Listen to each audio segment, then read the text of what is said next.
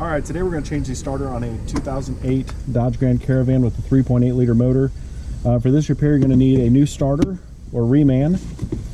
You'll need a ratchet, a 15 millimeter socket, a 13 millimeter socket and ratchet, and a 10 millimeter socket and ratchet. Step one, disconnect your negative battery cable. It's a 10 millimeter socket. Then just tuck it down out of the way. Now we're underneath the vehicle. Disconnect the starter solenoid wire, and it's just a spade connector. And then you have a 13 millimeter nut that holds the battery cable to the starter. Take that off.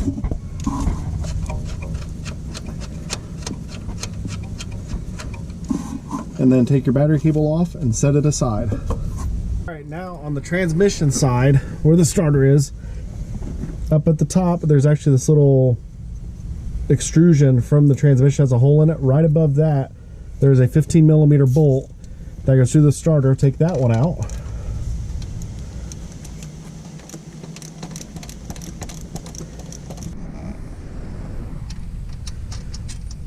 All right, once the top bolt is out, right below that, there's another 15 millimeter bolt.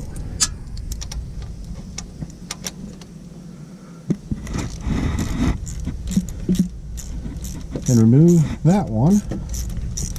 And you may have to, as you're removing this one, you may have to hold the starter if it wants to start trying to fall out and bind the bolt up. But this one's gonna, I think, be all right.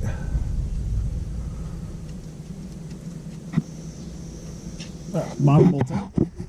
All right, now the two bolts are out and your wiring is disconnected. The starter should be free. Just back it out of the back it out of the opening. And just kind of tilt it down towards the AC line and out. Once your old starter's out, you can take it to the parts store and have them get you a new one. But always compare. I already went ahead and bought the new one, so compare it. It looks identical. Wouldn't surprise me if this was actually an aftermarket one already. But spade connector looks right. That connection looks right. The snout looks right. And then when the old one came out, this came out with it. This actually goes between the starter and the transmission. And if you can kind of see how it's got a little step over, that actually goes behind the oil pan. And then your starter bolts against it, just as a dust shield. Okay. All right, that dust shield I showed you outside of the vehicle slides in beside the oil pan. Just like that, and the holes will line up and the starter's ready to go in. I guess we can just keep recording. I can always edit. Alright, now take the new starter, slide it up into the opening. Just like that, and we'll take one of the bolts from the other side and start it to hold it in place.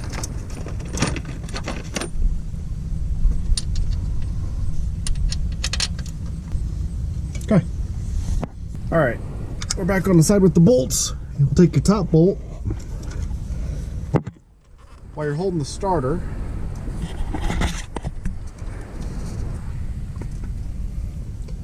It is a little bit of a tight fit up there. Stick it through and then start turning it by hand. And you may have to wiggle the starter to get everything lined up, but you'll feel when it's there. Then once you got it started, you can grab your ratchet and start tightening them down.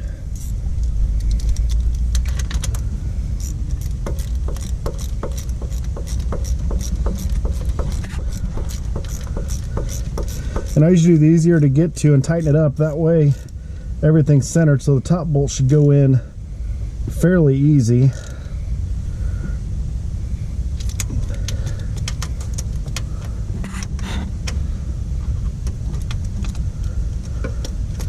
Yeah, I can probably go with my hand. All right.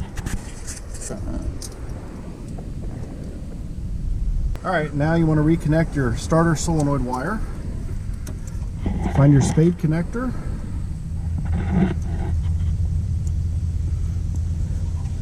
And shove it on there and make sure it's fully seated. If it pops off, the car will not start. Then grab your positive battery cable, slide it over the stud sticking out of the starter, and then you'll grab this one out, a washer and a nut. So we'll put the washer and the nut on.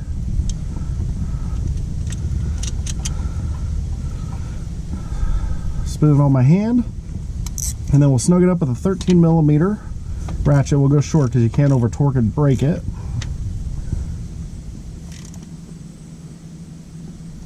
Like that. All right, finally, reconnect your negative battery cable. Then after this, you can go and start it up and verify your repairs.